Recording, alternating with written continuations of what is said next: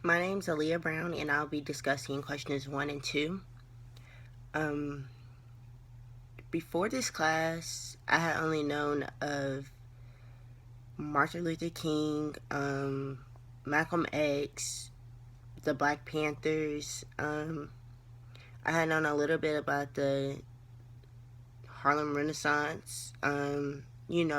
Just stuff they had taught us in school about slaves, and just a little bit, how Rosa Parks didn't get up for the white man on the bus and little stuff like that. I never knew like the actual background in history of other stuff like of the Harlem Renaissance.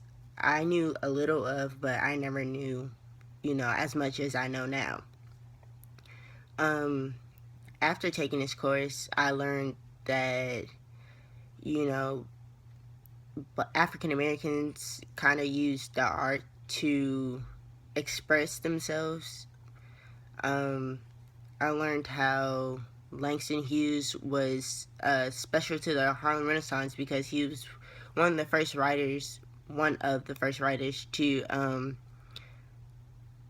go to Harlem. Or yeah, um, I learned that Henry Garnet, addressed the slaves of the United States at a National Negro Convention. I never knew that they had National Negro Conventions.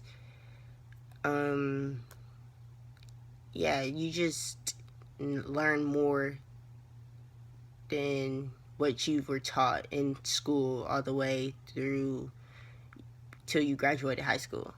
Um, what I would tell my peers that didn't get to enroll in this class is that you learn way more than what's taught at a regular school, what's taught at a PWI, what's taught at in high school or in junior high or in elementary even.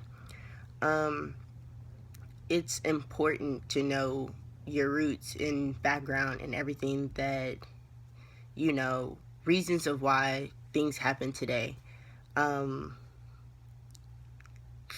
about the color and passing. Um, there was a lot of that.